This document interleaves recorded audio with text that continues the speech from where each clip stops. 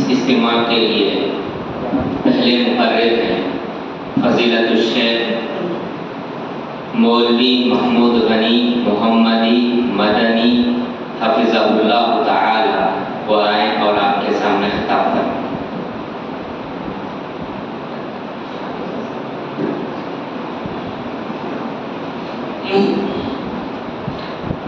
الحمد لله رب العالمين، والصلاة والسلام على أشرف الأنبياء والمرسلين وعلى آله وأصحابه أجمعين وعلى من تبعهم بإحسان إلى يوم الدين. أعوذ بالله من الشيطان الرجيم. كنتم خير أمة أخرجت للناس تأمرون بالمعروف وتنهون عن المنكر وتؤمنون بالله. اللہ تعالیٰ کا بے انتہا شکر احسان ہے کہ اللہ نے مجھے اور آپ کو یہاں جمع کیا۔ بس ہمارا مقصد دین کی باتیں سمجھنا ہے۔ جیسے کہ آج چھٹی کا دن ہے، شیخ بھی بتا رہے تھے آج چھٹی کا دن ہے، سب چھٹی میں ہی آپ لوگ مسجد میں بیٹھے ہوئے ہیں۔ کتنے لوگ مسجد میں بیٹھے ہوئے ہیں؟ آپ یہ مت سمجھو کہ صرف ہم لوگ ہی ہیں۔ حدیث میں آتا ہے کہ من یرید اللہ بہ خیرا یفقہہ فی الدین، جس کے ساتھ اللہ تعالیٰ بھلائی کا ارادہ کرتے ہیں اللہ اس کو دین کی سمجھ دیتے ہیں۔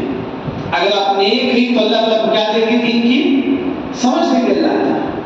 آپ بولتے نا کہ میں نیک ہوں یا نہیں، ہر انسان سوال کرتا ہے میں نیک ہوں کہ نہیں، کہ نیک ہوں کہ نہیں۔ کیسا معلوم کرے آپ نیک ہیں؟ اگر آپ دین کا علم حاصل کرتے ہیں، ہمیشہ آپ یہاں بیٹھے ہیں یہ دلیل ہے کہ آپ نیک ہیں۔ اگر آپ ہمیشہ دین کا علم حاصل کرتے ہیں تو گویا کہ آپ اللہ کی نظر میں نیک بندے ہی متقی بنتے ہیں۔ یہ پہلی چیز ہے۔ دوسری جو بات ہے، ہم لوگ ہماری جو سوچ ہے کہ ہاں بیٹھے تو جبکہ آپ شام تک یہاں رہیں گے، وہی دکان پہ تو اچھا کما سکتے کھا سکتے، لیکن یہاں نہیں کما سکتے۔ اللہ نے کہا کہ اگر آپ تفہم لعبادتی، اگر آپ میری عبادت کے لیے بیٹھیں گے، دین کا علم حاصل کرنے کے لیے اگر آپ بیٹھیں گے، اسد فقر، اللہ آپ کی غریبی کو دور کرے گا۔ دین کی مجلس میں بیٹھنے سے کیا دور ہوتا ہے؟ اللہ آپ کیا مالدار بناتا ہے، غریب نہیں بناتا ہے۔ بلکہ اگر آپ دین کی مجلس میں نہیں بیٹھیں گے ولم اسد فقر، اللہ تعالیٰ کو ہمیشہ ہمیشہ غریب رکھے گا، ہمیشہ ہمیشہ۔ کیا مطلب ہے؟ اللہ آپ کو غریب نہیں بنائے، اللہ آپ کو اتنا پیسہ دے گا کہ آپ کو سکون مل جائے، ہاں الحمدللہ میرے اور میرے بھی بچوں کے لیے کافی ہے۔ یعنی کہ اگر دین کی مجلس سے بیٹھیں گے اللہ تعالیٰ کو مال سے نوازے۔ کتاب انزلناہ الیک مبارک لیدبروا آیاتہ، یہ قرآن مبارک ہے، آپ اس کو سنتے ہی پڑھتے ہی اللہ آپ کی بات میں برکت دے۔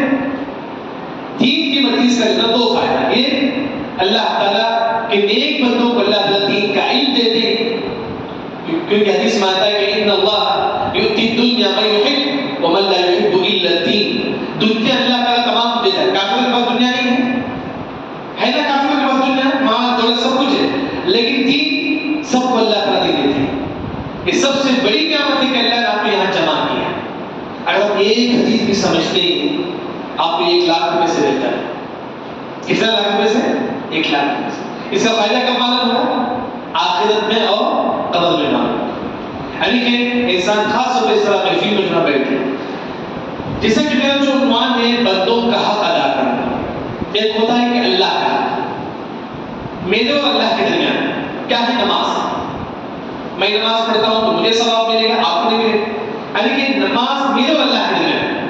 حدیث میں آتا ہے کہ من ترک صلاۃ العصر فقد حبط عمله، اگر آپ ایک وقت کا نماز چھوڑ دی، کتنے وقت ہے؟ ایک وقت، ایک دن کے پورے اعمال برباد ہو جائے۔ اچھا دن کیا دن ہے؟ پیر کا دن۔ اگر آپ پیر کے لیے ایک وقت کا نماز چھوڑ دیں گے، پیر کے جو آپ نیک عمل کریں پورے اعمال برباد ہو جائے۔ ایک وقت کی نماز اگر آپ چھوڑیں، لیکن نماز کی پابندی بہت ضروری ہے، خاص طور پر ہر مسلمان نماز کی پابندی ہے۔ حدیث میں آپ نے فرمایا کہ من ترک صلاۃ متعمدا فقد کفر، جو مسلمان جان بوجھ کر نماز چھوڑتا ہے وہ مسلمان کافر ہے۔ وہ مسلمان کیا ہے؟ کافر۔ آج کتنے لوگ جو آپ کو جاتے ہیں، ہمیں الارم کتنے بجے رکھتے ہیں؟ صبح میں 7 بجے الارم رکھتے ہیں۔ بعض لوگ کیا کہ 7 بجے الارم رکھتے ہیں، کیوں؟ 7 بجے اٹھ کر میں فریش ہوں گا، پھر کیا جا کر لینا میں جاب کو جاؤں. سعودی عرب کے عالم شیخ بن باز رحمۃ اللہ سے پوچھا گیا ایک شخص سوتا ہے لیکن الارم لگتا ہے 7 بجے, فجر کا وقت ہے نہیں, ختم ہو گیا, 7 بجے الارم لگتا ہے. شیخ بن باز رحمۃ اللہ نے کہا کہ یہ مسلمان کافر ہے, یہ مسلمان کیا ہے, کافر ہے. فجر کی نماز کا جو وقت ہے 5 بجے, لیکن وہ 7 بجے الارم رکھ کے اٹھتا ہے, اپنی ٹائم کے مطابق نماز پڑھتا ہے, یہ مسلمان کافر ہے, کافر ہے, کافر. نماز میرے اور اللہ کے درمیان, اس کی پابندی ہر مسلمان پر واجب ہے. تو یہ اللہ. اور دوسرا زکات, یہ بھی اللہ کا حق ہے. زکات ادا کریں گے تو جو مسلمان زکات ادا نہیں کریں گے اللہ تعالیٰ اس کے مال کو صاف بنا دیں گے. مفید له ماله يوم القيامة شجاعا اخر, اس مال کو اللہ تعالیٰ صاف بنا دے گا, وہ صاف حشر کے میدان کو ڈھستے رہے گا, ڈھستے رہے گا, ڈھستے رہے گا. یعنی کہ میرے اور اللہ کے درمیان جو حق ہے وہ ہے کہ نماز, روزہ, زکات, حج, یہ سب اللہ ہے. لیکن اسی طرح میرے اور آپ کے درمیان, اسے بولتے ہیں کہ حقوق العباد, میرے اور آپ کے درمیان حقوق العباد. اچھا کہ میں نماز پڑھتا ہوں, روزہ رکھتا ہوں, سب کچھ کرتا ہوں, تو میرا اور کام کیا ہے؟ آپ نماز پڑھیے, روزہ رکھیے, لیکن اگر آپ دوسروں کو تکلیف دیتے کیا وہ جنت میں داخل ہوگا؟ ایک انسان تہجد بھی پڑھتا ہے, نماز بھی پڑھتا ہے, روزہ بھی رکھتا ہے, لیکن دوسروں کو تکلیف دیتا ہے, اپنے بھائیوں کو تکلیف دیتا ہے, اپنی بہنوں کو تکلیف دیتا ہے, اپنے پڑوسیوں کو تکلیف دیتا ہے, وہ مسلمان جنت میں داخل ہوگا؟ جواب, آپ صلی اللہ علیہ وسلم حدیث سنی, آپ صلی اللہ علیہ وسلم بیٹھے ہوئے تھے, ایک صحابی آتے ہیں, اگر پوچھتے اللہ کے نبی یذکر عن کثرت صلاتها وصيامها وصلاتها, ایک عورت ہے, دیکھیں حدیث بڑی عظیم حدیث, ایک عورت بہت زیادہ نماز پڑھتی, تہجد بھی پڑھتی, روزہ بھی رکھتی, زکات بھی دیتی ہے, لیکن اپنے پڑوسی کو تکلیف دیتی. آپ صلی اللہ علیہ وسلم نے فرمایا کہ ہی فی النار, یہ عورت جہنم میں داخل ہوگی, جہنم میں داخل. نماز آپ اور اللہ کے درمیان کا ہے, بندوں کا, بندوں کو تکلیف نہ. پھر آپ صحابی نے پوچھا اللہ کے نبی, ایک عورت ہے ان قلت صلاتها, نماز بہت کم پڑھتی ہے, صرف فرض نماز پڑھتی ہے, وقلت صيامها, صرف فرض رمضان کا روزہ رکھتی ہے, غیر الا تؤذي جيرانها, پڑوسی کو تکلیف نہیں دیتی, اپنے بھائیوں کو تکلیف نہیں دیتی. آپ صلی اللہ علیہ وسلم نے کہا کہ ہی فی الجنہ, یہ عورت جنت میں داخل ہوگی. یعنی کہ آپ نماز پڑھتے ہیں, روزہ رکھتے ہیں, یہ اللہ کا حق ہے, اللہ تعالیٰ اس کا ثواب دے گا. لیکن جہاں تک بندوں کا جو حق ہے, اگر اس میں ہم کمی کریں گے, کسی کے پراپرٹی لے لینا, مصری ضرور انشاءاللہ, اگر دوسروں کے حق میں کمی کریں گے تو اللہ تعالیٰ جو ہے سزا دیں گے. اور اسی دنیا میں اللہ تعالیٰ ایسے لوگوں کو سزا دیں گے جو دوسروں کے مال ہڑپتے ہیں. انشاءاللہ میں آپ کے سامنے ذکر کروں. اچھا, حقوق العباد, سب سے پہلا جو میرے اور آپ کے درمیان جو حق ہے وہ ہے قرض. قرض یاد ہے, میں آپ سے قرض لے گیا, کتنے روپے قرض؟ 1 لاکھ روپے, 1 روپے, 1 روپے بھی قرض یاد ہے. اگر میں آپ سے 1 روپے لے لیا قرض کی نیت سے, وہ قرض. میں نے آپ سے ایک پین لے لیا قرض کی نیت سے, وہ قرض. قرض یاد. قرض اگر ہے تو یہ میرے آپ کے درمیان ہے. آپ کتنی بڑی نیکی کرو, قرض اللہ تعالیٰ معاف نہیں کرے. ایک حدیث میں آتی ہے کہ ایک مسلمان جہاد کرتا ہے اللہ کے راہ میں, کتنا بڑا ثواب. ایک مسلمان جہاد کرتا ہے, اس کی راہ اللہ کے راہ میں قربان ہو جاتی ہے, تو اس کی روح کہاں ہوتی ہے؟ پرندے کے پیٹ میں. وہ پرندہ کہاں ہوتا ہے؟ معلق تحت العرش, اللہ کے عرش کے نیچے لٹکی ہوئی ہوتی ہے پرندہ. یعنی کہ شہید کی روح اللہ تعالیٰ پرندے کے پیٹ میں رکھ دیتے ہیں, وہ پرندہ اللہ کے عرش کے نیچے لٹکی ہوئی ہوتی ہے, پھر ہمیشہ جنت کو جاتی ہے, آتی ہے, جنت کو جاتی ہے. یہ شہید کا مقام. اگر کوئی مسلمان شہید ہو گئے, اگر اس پر قرض ہے, کیا اسے معاف ہوگا؟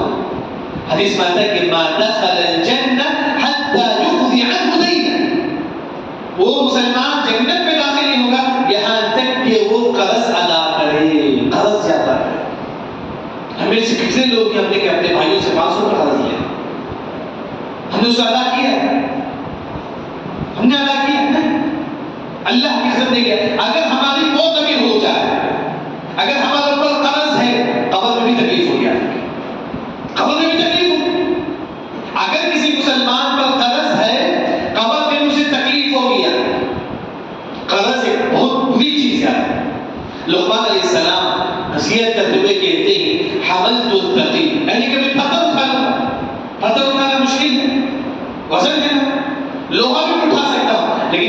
کا بوجھ میں نہیں اٹھا سکتا. ایک قرض معمولی چیز نہیں، بلکہ ایک مسلمان جب قرض کی حالت میں مرتا ہے، حدیث میں آتا ہے کہ نفس المؤمن معلقۃ بدین حتی یقضی عنہ، اس کی روح لٹکی ہوئی ہوتی ہے آسمان و زمین کے درمیان، یہاں تک کہ وہ قرض نہ کرے. قرض بہت بری چیز. انسان آج ہی آپ 500 روپے قرض بھیج دیجیے آپ کے بھائی. دیکھیں ایسے بھی ہو سکتا ہے کہ آپ کے خاندان میں کئی لوگ آپ کو قرض دینا ہوگا. اگر آپ دیکھتے کہ وہ سامنے والا غریب ہے، میرا بھائی قرض نہیں لوٹا سکتا، آپ دیکھتے ہیں وہ نہیں کماتا ہے، نہیں لوٹا سکتا ہے، بہتر آپ معاف کریں. یہ بھی ہو سکتا ہے. چلو بھائی میں تم کو قرض معاف کر دیتا ہوں، چلو بہن میں تم کو قرض معاف. کیا فائدہ ملے گا؟ بخاری مسلم کی روایت ہے، آپ صلی اللہ علیہ وسلم ذکر کرتے ہیں ملک الموت ایک شخص کے پاس آتے ہیں. اگر پوچھنے کی تیرے پاس کیا نہیں کی موت کے وقت، موت کے وقت پوچھنے کی تیرے پاس کیا نہیں کی، وہ شخص بولتا ہے کہ میرے پاس کوئی نیکی نہیں ہے، کچھ بھی نیکی نہیں ہے میرے پاس.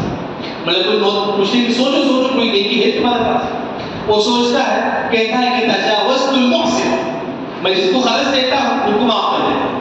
میرے سامنے والا غریب ہے اس کو معاف کر دیتا ہوں. تو ملک الموت کہتے ہیں جب تم لوگوں کو معاف کرتا ہے تو اللہ تیرے گناہوں کو بھی اللہ معاف کر دے گا. کریں گے نا انشاءاللہ؟ اگر آپ نے کسی کو قرض دینا ہے یہ آپ کا واجب ہے کہ قرض دو گا، کیونکہ موت کبھی بھی آ سکتی ہے. جیسا کہ امام ابن الجوزی رحمۃ اللہ کی مشہور کتاب سید الخاطر، اس میں انہوں نے کہا کہ اکثر من یموت الشبان، میجارٹی جن کی موت ہوتی ہے وہ ہے کہ نوجوان. نوجوانی کی موت، نوجوان اکثر لوگ آپ دیکھیں نوجوانی کی موت زیادہ ہوتی ہے. ہم کیا سمجھتے ہیں بڑھاپے میں 80 سال 90 سال ہم جئیں گے بعد میں ہماری موت ہے؟ نہیں، خاص طور پر جو نوجوانی میں موت ہے. آپ دیکھیں کہ انڈیا کا یہ رزلٹ نوجوان جو لوگ ان کی موت زیادہ ہوئی بڑھاپے کے مقابلے. اسی وجہ سے انسان موت کبھی بھی آ سکتی ہے. ان من اشراط الساعه فجأة الموت، قیامت کے قریب اچانک موت آئی، معلوم نہیں کب موت آئی، اچانک، نہ بوڑھے نہ بچے.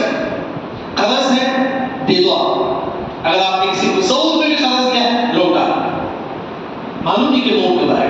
انسان ہمیشہ اس کی تیاری کرے. اسی وجہ سے اللہ نے کہا کہ وَمَا تَدْرِي نَفْسٌ بِأَيِّ أَرْضٍ تَمُوتُ، آپ کو معلوم نہیں کہ تم کس زمین میں تمہاری موت آئے. اسی وجہ سے انسان خاص طور پر جو ہے نا انسان قرض کی جو ادائیگی وہ جلد سے جلد جو ہے نا ادا کرے. اچھا ایک مرتبہ جنازہ لایا گیا، آپ صلی اللہ علیہ وسلم نے پوچھا کہ جنازے پر قرض ہے؟ جنازے پر قرض؟ صحابہ نے کہا کہ نہیں. آپ صلی اللہ علیہ وسلم نے کہا کہ اگر اس جنازے پر قرض ہوتا تو وہ اس کے نماز جنازہ نہیں پڑھتا. بتائیے کتنے لوگ ہمیں سے قرض دار؟ ہمارا جو جنازہ رکھا جائے گا لاکھوں لوگ اس میں نماز جنازہ پڑھ لیں، اگر قرض ہے تو معاف نہیں کرتے. تو اسی وجہ سے انسان اسی دنیا میں قرض کو پورا کرے. یا نہیں تو کم از کم پیپر میں لکھ کر رکھے دیکھو قرض میرا اتنا ہے اتنا ہے. آپ کی نیت اگر دینے کی ہو اللہ تعالیٰ معاف کرے گا. اس کا مطلب یہ نہیں کہ 500 روپے لے لے دعا کے لیے، دل کو اللہ تعالیٰ جانتا ہے. علیم بذات الصدور. ایک مسلمان 500 روپے لیتا ہے، اس کی نیت ہے چلو ہم دعا دیں گے، نہیں، اللہ کا دلوں کی بات جانتا ہے. لیکن اگر آپ کی نیت ہے کہ قرض دے دوں گا لیکن موت آ گئی، اللہ تعالیٰ جو ہے معاف کرے گا انشاءاللہ. لیکن انسان جتنا ہو سکے اسے لکھ کر رکھے قرض. قرآن کی سب سے بڑی آیت کون سی ہے یہ بتا سکتے ہیں؟ کس کے بارے میں؟ کس کے بارے میں؟ کس قرض کے بارے میں. قرآن کی سب نماز کے بارے میں نہیں. ہمیں نماز کی امپورٹنٹ دیتی ہے، نماز، روزہ، زکات، حج، لیکن سب سے بڑی آیت قرآن میں کس کے بارے میں ہے؟ قرض کے بارے میں. آج یہی مسلمان قرض کو معمولی سمجھتا ہے. 500,000 لے لیا چھوڑ دے، چلو 500,000 ہے، قبر میں 500,000 دیا، قرض ہے. جتنے دیر جتنے دن، جیسا کہ آپ دیکھیے آپ قرض لے لیے، وفات ہو گیا، ہمارے بچے قرض 2 سال کے بعد ادا کرتے ہیں. 2 سال تک میت کو تکلیف ہوتی رہی تو ہوتے رہی گا. 2 سال آپ کے بچے بھی اگر ادا کریں گے 2-3 سال تک، جتنے دیر ادا کریں گے اتنی دیر تک میت کو تکلیف ہوگی. یہ پہلی جو چیز ہے ایک مسلمان قرض ادا کرے. دوسروں کا حق. دوسرا غیبت کرنا، پیٹ پیچھے بولنا، انہیں ویسا انہیں ویسا. لوگ بولتے ہیں بہت زیادہ بولتے ہیں. آج ہماری محفل ہے، عورتوں کی محفل آپ دیکھو، جب 4 لوگ بیٹھتے ہیں، 4 عورتیں بیٹھتی ہیں،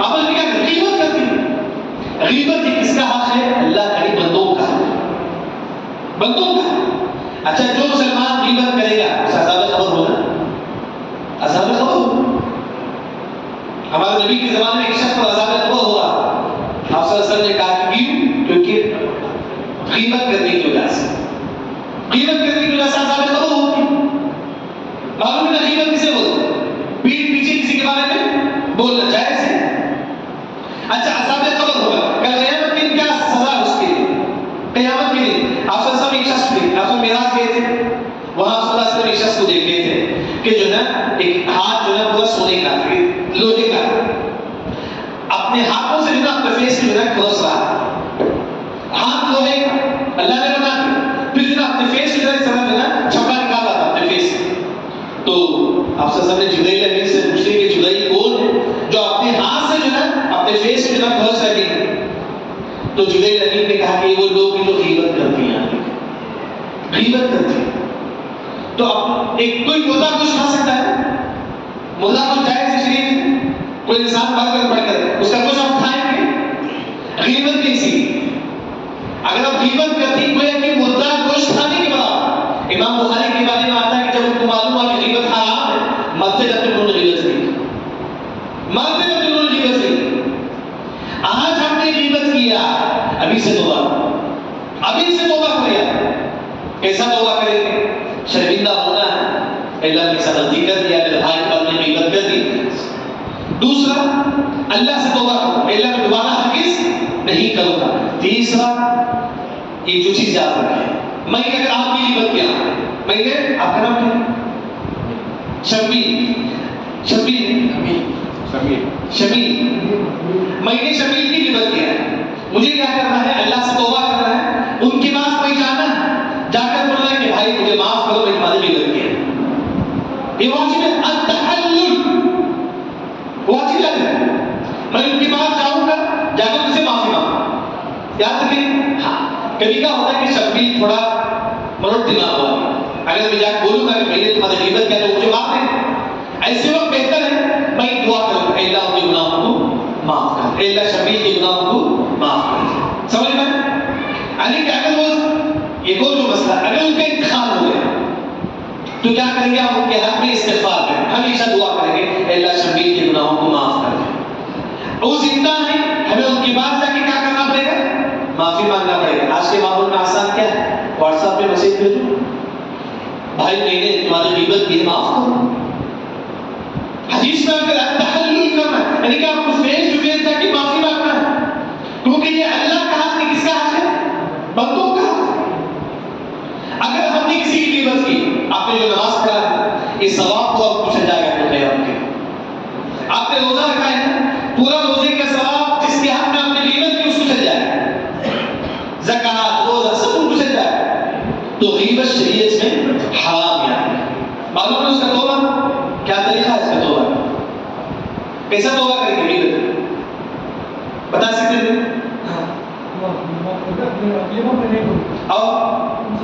ان سے جائے اگر ان تھوڑا گھٹ دماغ والے مار سکتے تو کیا کریں گے؟ اللہ سے. اگر ان کا انتقال ہو گیا تو ہم اللہ سے استغفار کریں. لیکن غیبت شریعت میں جائز نہیں ہے. یہ تحلل جا کے ان سے معافی مانگنا واجب ہے. اگر نہیں ہو سکتا، وہ دور ہیں، نہیں ہو سکتا تو واٹس ایپ پہ میسج بھیجو. لیکن نہیں ہو سکتا تو کم از کم ان کے حق میں استغفار کرتے رہو، اللہ شبیر کے گناہوں کو معاف کر دے. اس کے بعد ایک اور جو چیز ہے جو بندوں کا جو حق ہے وہ ہے کہ گالیاں دیں.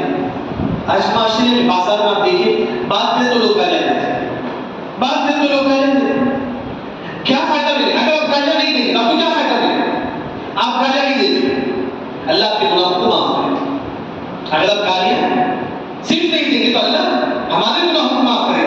اللہ نے کہا کہ اتقوا اللہ وقولوا قولا سدیدا یصلح لكم اعمالكم ويغفر لكم ذنوبكم. اگر آپ اچھی بات بولیں گے اللہ ہمارے گناہوں کو معاف کرے. الکلمۃ الطیبۃ صدقہ، اچھی بات بولنا صدقہ ہے، ثواب ہے. اگر آپ گالیاں نہیں دیتے، بازار میں لوگ ہوتے ہیں ان کی عادت ہو جاتی ہے بار بار میں گالیاں دیتے. کبھی کیا ہوتا ہے کہ دوستوں کی محفل میں بیٹھتے ہیں تو گالیاں دیتے ہیں. حدیث میں آتا ہے کہ سباب المسلم فسوق، یہ برے لوگوں کی پہچان ہے گالیاں دینا، بار بار میں گالیاں دینا. اور منافق کی پہچان کیا ہے؟ بات کرے تو گالیاں دیتا ہے، بات دے تو لڑائی جھگڑا کرتا ہے، یہ منافق ہے۔ ایک مومن اپنی زبان کی حفاظت کرتا ہے۔ تو یہ جو چیز ہے، ایک مسلمان اگر گالیاں دیتا ہے، یہ بھی دوسروں کا جو حق ہے۔ گالیاں دینا شریعت میں حرام، چاہے چھوٹا ہی گالیاں دینا۔ اچھا اس کا نقصان کیا ہوگا؟ میں ایک شبیر کو گالیاں دینا، میرا نقصان کیا ہے؟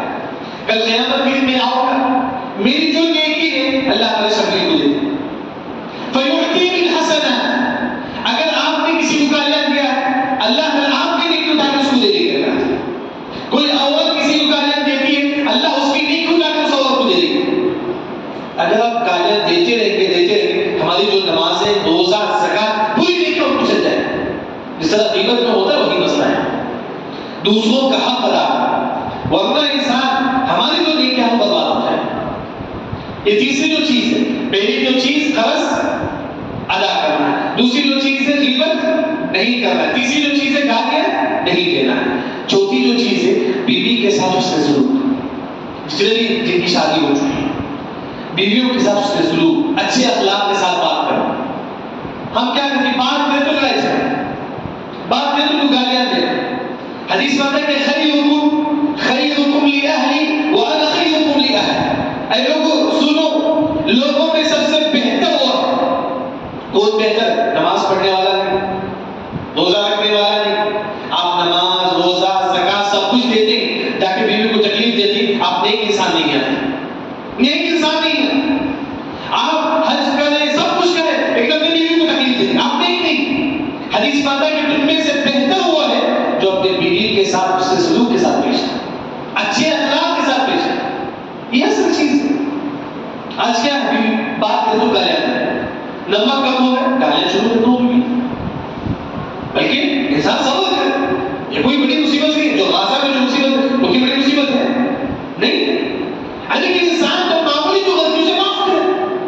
بیوی سے اگر غلطی ہوتا ہے تو معاف کرے انسان۔ جب آپ دوسروں کو معاف کریں گے، اللہ نے کہا کہ فَمَنْ عَفَا وَأَصْلَحَ فَأَجْرُهُ عَلَى اللَّهِ، اگر آپ دوسروں کو معاف کریں گے اللہ تعالیٰ ہمارے گناہوں کو معاف کرے گا۔ چھوڑو بیوی سے غلطی ہو گئی، معاف کرو، یہ اصل چیز ہے۔ بیوی شوہر کا حق ادا کرے، شوہر بیوی کا حق ادا کرے۔ اس طرح بیوی بھی جو ہے نا شوہر کا حق ادا کرے، اس میں کوتاہی نہ کرے، کیونکہ ایک حدیث آتی ہے، بعض علماء نے کلام کیا ہے ایک عورت کے انتقال ہو، دیکھیے بیوی پر بھی واجب ہے وہ بھی شوہر کا حق ادا کرے۔ ایک بیوی کا انتقال ہوتا ہے، اس وقت کا شوہر اس پر غصہ ہے، صحیح ریزن کے مطابق، صحیح ریزن ہے، کوئی ضرورت پر صحیح ریزن کے مطابق شوہر بیوی پر غصہ ہے، ایسے وقت بیوی کا انتقال ہو گیا تو ایسی بیوی جہنم میں داخل، ایسی بیوی جہنم میں داخل۔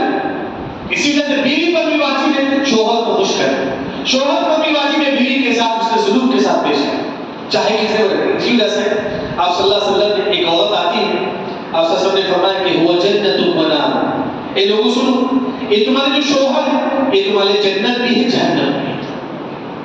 یہ شوہر جنت بھی ہے جہنم، ان کی اطاعت کرو تو کیا ہے؟ جنت ہے، اور ان کی نافرمانی کرے تو جہنم لے آئے۔ یعنی کہ جسے کہ آج کل عورتیں جو بولتی ہیں شادی سے پہلے بہت زیادہ جو ہے روزہ رکھتی تھی، نماز پڑھتی تھی، شادی کے بعد مجھے نہیں ہوتا ہے، تو یہ شوہر کی خدمت کرنا پڑتا ہے، ان کی خدمت کرنا پڑتا ہے۔ تو ایک مرتبہ سعودی عرب کے عالم شیخ البانی رحمۃ اللہ علیہ پر ایک عورت آتی ہے، آ کر بولتی کہ مولوی صاحب میں نے جو ہے شادی سے پہلے نماز، تہجد، روزہ سب کچھ رکھتی تھی، نفل روزہ، نفل نماز سب کچھ پڑھتی تھی، لیکن شادی کے بعد جو اپنی نمازیں پڑھنے نہیں ہوا، نفل نماز روزہ رکھنے نہیں ہوا۔ تو شیخ البانی رحمۃ اللہ نے کہا کہ شوہر کی اطاعت جو ہے نا اس سے بڑھ کر آپ کو اس کا ثواب ملے گا، نفل روزے سے بڑھ کر آپ کو ثواب ملے گا شوہر کی اطاعت، نفل نماز سے بڑھ کر ثواب ملے گا اگر آپ شوہر کی اطاعت کریں، نفل صدقے سے بڑھ کر ثواب ملے گا اگر شوہر کی اطاعت کریں۔ شوہر کی اطاعت واجب، اس طرح جو ہے نا شوہر پر بھی واجب ہے کہ بیوی کے ساتھ اس کے سلوک کے ساتھ جو ہے، بلکہ آپ دیکھیں گے گھر میں ہم کیسے ہونا چاہیے۔ ایک انسان آپ الحمدللہ اچھا کمانے والے ہیں، اچھے علم ہیں آپ کے پاس، ٹیلنٹ ہے آپ کے پاس، آپ گھر کے بڑے ہیں، لیکن اپنی بیوی کے سامنے کیسا ہونا چاہیے، اپنے ماں باپ کے سامنے آپ کو کیسا ہونا چاہیے۔ لقمان علیہ السلام نے کہا کہ کسبی بچے کی طرح ہوا، جس طرح بچہ ہوتا ہے گھر میں کیا کرتا ہے، کوئی بولے ہاں بول کے جا کے کام کرتا ہے، ایسا نہ ہو۔ آپ الحمدللہ بہت طاقتور رہیں گے، بہت کمانے والے رہیں گے، بہت بڑے بزنس مین رہیں گے،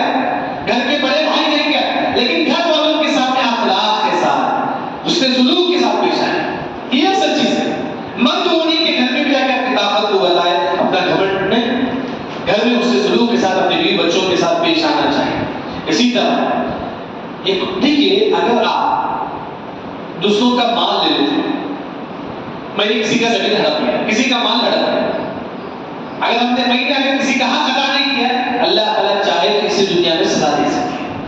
اگر ہم کسی کا مال ہڑپ لیں گے، آپ کا مال اگر ہم کسی دنیا میں ہڑپ لیں گے، اللہ تعالیٰ چاہے تو اسی دنیا میں سزا دے سکتا ہے۔ معلوم ہے سورہ قلم کے اندر باغ والوں کا واقعہ، باپ جب تک تھا، باپ میں پھل نکلتا تھا، باپ کیا کرتا تھا؟ آدھا پھل غریبوں کو دیتا تھا، آدھا پھل اپنے لیے رکھتا تھا۔ جب کہ 100 کلو پھل آئے، 50 کلو غریبوں کو، 50 کلو اپنے لیے۔ باپ کا انتخاب سورہ قلم میں واقعہ ذکر اصحاب الجنہ کے نام سے، باپ کا انتخاب ہوا، 3 بیٹے تھے۔ اب تینوں بیٹے نے پلاننگ کی، نہیں ہم غریبوں کو نہیں دیں گے۔ دیکھیں اگر ہم دوسروں کا حق ادا نہیں کریں گے، اسی دنیا میں اللہ تعالیٰ سزا دے سکتا ہے۔ باپ کے انتخاب کے بعد تینوں بیٹوں نے پلاننگ کی، نہیں ہم نہیں دیں گے، ہم غریبوں کو نہیں دیں گے، ہمارے والد دیتے تھے لیکن ہم نہیں دیں گے۔ بچوں نے یہ پلاننگ کی، فجر کے وقت اندھیرا ہوتا ہے، اس وقت غریب آتے ہیں، کوئی مسکین آتا ہے اس وقت نہیں آتا ہے، تو کیا کرتے ہیں کہ 5 بجے باغ ہو جاتی تاکہ باغ میں پلاننگ کریں، ہم 5 بجے باغ ہو جائیں گے، جا کر پورا جگہ پھل توڑ لیں گے۔ کتنے بجے؟ 5 بجے۔ کوئی ہوتا ہے اس وقت نہیں۔ اب رات میں پلان کر کے تینوں بھائی سو جاتے ہیں، اب صبح کو جانا ہے تینوں بھائی، 5 بجے جا کے پورا پھل لے کے آ جانا ہے۔ کیوں؟ اگر 6-7 بجے ہو جائے گا تو غریب آ جائے گا، غریب کو دینا پڑے گا۔ تو فجر میں سوتے ہی پورے بھائی، پھر جو ہے نا 5 بجے پورے بھائی اٹھتے ہی اٹھ کو سیدھا باغ کے پاس جاتے ہیں، دیکھتے کہ پورا باغ جلا ہوا ہے، پورا باغ برباد ہو گیا تھا۔ ایک بھائی نے کہا یہ تو ہمارا باغ نہیں، کیونکہ ہمارے باغ میں بہت زیادہ فروٹس تھے، بہت زیادہ انگور تھے، لیکن یہ ہمارا باغ نہیں۔ لیکن بھائی نے کہا کہ یہ ہمارا ہی باغ ہے، ہماری بری نیت کی وجہ سے اللہ نے اس باغ کو ہلاک کر دیا، برباد کر دیا۔ ہماری بری نیت کیا تھی؟ دوسروں کا حق ادا کرنا ہم نہیں ادا کرتے تھے۔ اگر آپ یہ سوچیں گے میں دوسروں کا حق ادا نہیں کروں گا، اللہ اسی دنیا میں سزا دے گا۔ تینوں بھائی نے یہ سوچا میں تو ان کا مال ادا نہیں کروں گا، غریبوں کو صدقہ نہیں دوں گا، اللہ نے اسی دنیا میں ان کا باغ کیا کر دیا؟ برباد کر دیا۔ لیکن بعد میں تینوں بھائی نے سچی معنوں میں توبہ کی۔ دیکھیے غلطی ہو گئی انسان سے، کوئی انسان فرشتہ تھوڑی، غلطی ہو گئی انسان، لیکن سچے معنوں میں توبہ کرتے ہیں تینوں بھائی۔ توبہ کرنے کے بعد اللہ دوبارہ ان کو اچھا جو باغ اللہ تعالیٰ دے دیتی ہے۔ پھر وہ بھائی جو ہے نا تینوں بیٹے غریبوں کو صدقہ کرتے ہیں۔ یعنی کہ اگر ہم دوسروں کا مال ہڑپ لیں گے، اسی دنیا میں اللہ تعالیٰ کو سزا دے سکے۔ ایک وہ واقعہ جو ہے نا ابراہا کا لشکر، معلوم ہے ابابیل پرندہ ابراہا کا لشکر، کعبۃ اللہ کس کا؟ دوسروں کا ہے، لیکن یہ ابراہا اپنے لشکر کو لے کر آتا ہے، 70,000 لوگوں کو لے کر آتا ہے کعبہ کو توڑنے کے لیے۔ کعبہ کس کا ہے؟ دوسروں کا ہے، اس کا تو کعبہ دوسروں کا ہے، لیکن کعبہ کو توڑنے کے لیے آتا ہے۔ اللہ نے کیا کر دیا؟ ابابیل پرندہ آتا ہے، پرندہ ایک پتھر پھینکتا ہے، اگر دوسروں کے مال پر نظر ڈالیں گے اللہ اسی دنیا میں سزا دے گا۔ وہ ابراہا لشکر لے کر آتا ہے، کعبۃ اللہ کے قریب پہنچتا ہے، وہاں سے پرندہ ایک پتھر پھینکتا ہے، وہ پتھر سیدھا سر میں جا کے گرتا ہے، سیدھا جگہ پیٹ میں بہت سوار کر دیتا ہے۔ پھر ایک اور پرندہ پتھر پھینکتا ہے، یہاں گرتا ہے، کیا ہوتا ہے؟ خشکی آتی ہے، جب وہ کھجاتی تو گوشت نیچے گرتا ہے، کھجانے سے کیا ہوتا ہے؟ گوشت ٹوٹتا ہے، یہاں سے کہ پورا گوشت نکل جاتا ہے۔ اس طرح اللہ نے اس ابراہا کی جو لشکر تھے وہ اللہ نے ہلاک کر دیا۔ کیوں؟ دوسروں کے مال پر نظر، دوسروں کے، اسی وجہ سے لقمان علیہ السلام نے کہا اپنی مال کی حفاظت کرو، دوسروں کے مال کو چھوڑ دو۔ یہ دوسروں کا مال تمہارا مال نہیں، دوسروں کی زمین تمہاری زمین نہیں، دوسروں کی جائیداد تمہاری جائیداد نہیں۔ وراثت کا مال بھائی کو بہن کو دینا ہے تو دینا ہے، یہ آپ کا نہیں، وراثت ہے اللہ کا حق۔ ہم یہ نہیں بول سکتے میں نے بہت زیادہ کمایا تو میرا حق نہیں ہے۔ ماں باپ کا گھر ہے، ماں باپ کے انتقال کے بعد بچوں کو بہنوں کو وراثت ملنا واجب ہے۔ آج ہم کیا بولتے ہیں؟ یہ میرا حق، میرا حق۔ اگر ہم دوسروں کی جائیداد پر نظر ڈالیں گے، جس طرح اللہ نے ابراہا کے لشکر کو اللہ نے ہلاک کیا، ایک ایک پیس گر رہا تھا گوشت، ابراہا کے لشکر کے ایک ایک پیس گر رہا، یہاں تک کہ ابراہا کے اوپر ایک پتھر گرے، وہ ابراہا جو کھجاتے کھجاتے اس کے جسم کا پورا گوشت نکل گیا، یہاں تک کہ وہ مر گیا۔ یعنی کہ دوسروں کے مال پر اگر آپ نظر ڈالیں گے اللہ ہمیں اسی دنیا میں سزا دے سکے۔ اسی طرح ایک اور جو حق ہے وہ یہ کہ والدین کا حق، والدین ان کی اطاعت کرنا واجب ہے۔ والد اگر مسلمان ہیں تب بھی اطاعت کرنا ہے،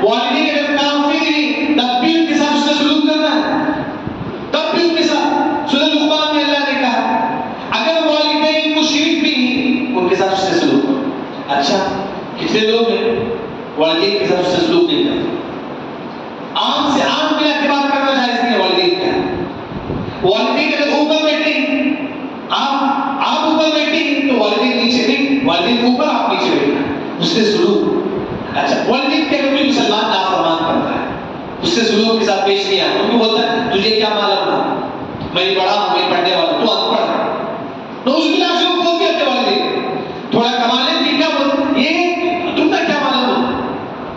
حدیث میں آتا ہے کہ کوئی والدین کی نافرمانی کرے گا قبر میں رأسہ رأس حمار، اللہ اس کے سر کو گدھے کا سر بنا دیں گے۔ والدین کا جو نافرمان ہے اس کے سر کو گدھے کا سر بنا دیں گے، نعوذ باللہ۔ اسی والدین کی اطاعت کرو، اس سے سلوک کے ساتھ پیش آؤ۔ اچھا کتنے لوگ ان کے والدین کے انتقال ہو گیا، ان کے حق میں دعا کریں گے رب ارحمہما کما ربیانی صغیرا۔ اچھا والدین کے انتقال ہو گیا، اس کے بعد ہم والدین کی اطاعت کیسے کر سکتے ہیں؟ والدین کے انتقال ہو گیا، اس کے بعد والدین کی اطاعت۔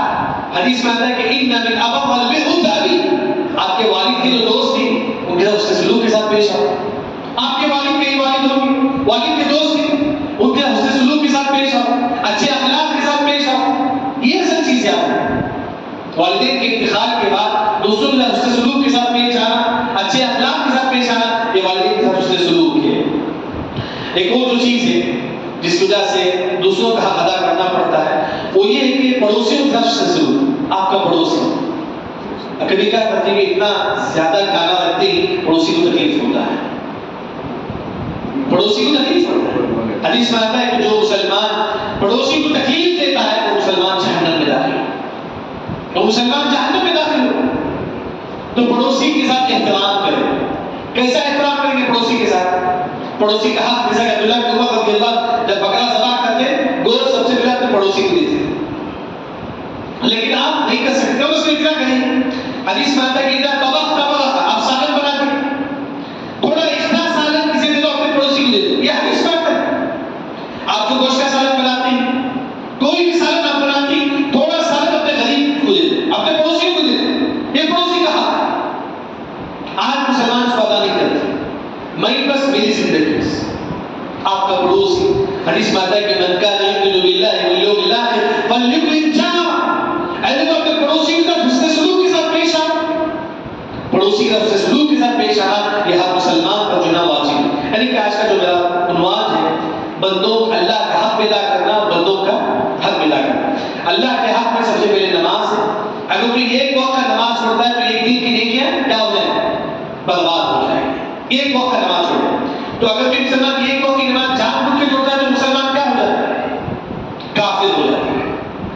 اس کے بعد قرض، اگر کوئی مسلمان شہید ہوتا ہے اس پر قرض ہے، کیا وہ جنت میں داخل ہوگا؟ نہیں ہوگا۔ قرض ادا کرو، آج ابھی بھی جتنے لوگوں پر قرض وہ ادا کرو۔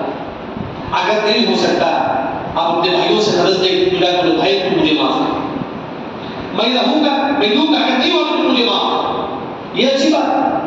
یعنی کہ قرض کبھی نہیں ہونا چاہیے۔ ایک روپے بھی کیا ہے؟ قرض ہے۔ قرض دینے والے قبر میں تکلیف ہوتی ہے، قبر میں تکلیف، اس کی روح کیا ہوتی ہے؟ آسمان زمین کے درمیان کیا ہوتی ہے؟ لڑکی ہوئی ہوتی ہے۔ دوسرا غیبت نہیں کرو۔